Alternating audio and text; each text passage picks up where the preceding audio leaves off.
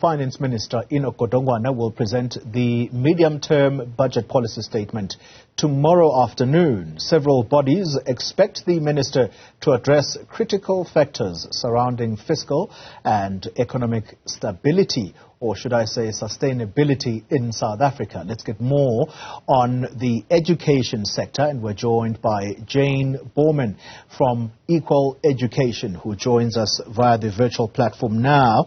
Jane, good morning to you.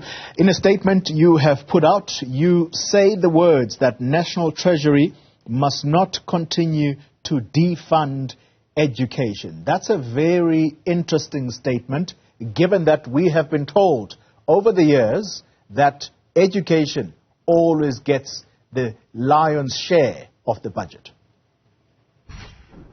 Yes, and just to say thank you very much for having me. It's a pleasure to be on. I think that, the conversation around basic education funding is a complicated one because, exactly like you said, we do see that basic education gets on the largest, if not the largest, portion of funding compared to other spending items. However, what we are concerned about is the fact that we are seeing basic education getting a smaller and smaller share of total basic education funding. So even though we're seeing that basic education is still remaining one of the top spending items, that obviously is very much related to kind of the large countrywide system that is the basic education system. But if you look at the comparatively how much government is spending on basic education compared to other spending items, we're seeing that each year it's getting a smaller percentage of the total spending, and that is very concerning to us. COVID-19 obviously made this significantly worse. We saw at a time where basic education had increasing needs that funding was drastically cut from basic education. And that is something that we are really still wanting to see a full recovery.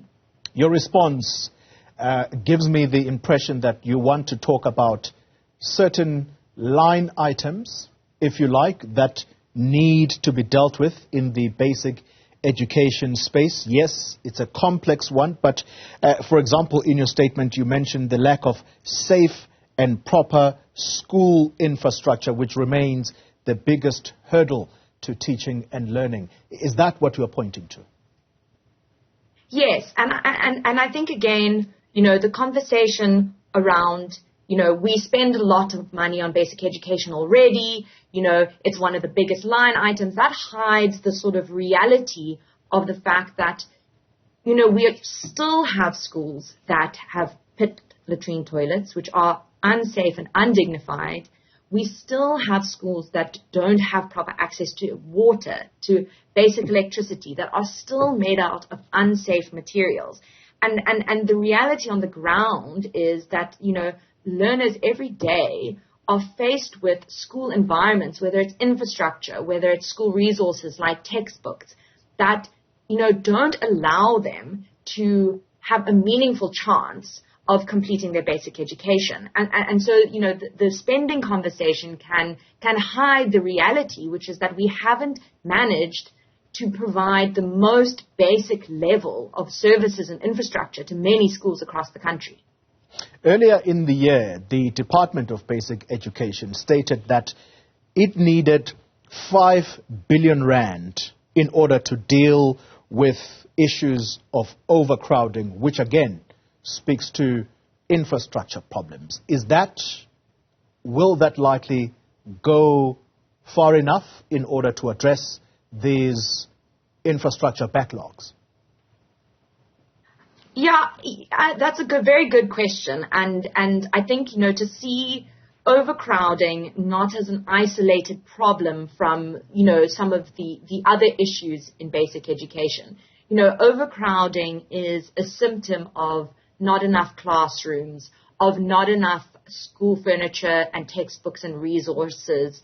It's an issue of teacher placement, not enough teachers in certain schools, or teachers being overburdened. So overcrowding, which is a serious problem in our schools and a serious impediment to learners being able to learn and teachers being able to teach, covers a variety of issues. And so it would go very far to address a lot of issues. But, unfortunately, because, almost 30 years after democracy, we haven't managed to get some of the basics in place in schools, it likely wouldn't go far enough to address the full spectrum of issues that the basic education sector is facing. But, and it's unlikely that there will be an additional investment of 5 billion rand into basic education in this empty BPS. And that for us really sort of highlights the disconnect between the severity of the issues on the one hand and the fact that we aren't seeing that kind of targeted investment in basic education. In fact, we are kind of seeing a little bit of the opposite, which is that it seems to be falling in government's priorities a little bit compared with other spending items. Yeah. You are therefore proposing what you call the adoption of a human rights-based budgeting approach.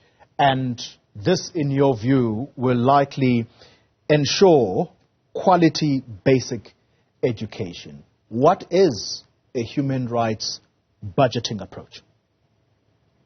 Well, Eco-Education is part of the Budget Justice Coalition, which is a coalition of organizations across different sectors that really looks to create a collective voice to be able to speak exactly on this issue of what is a human rights-based budget. What does a budget look like? A government budget, whether it's the February budget, whether it's the empty BPS, that centers human lives and the realization of their socioeconomic rights.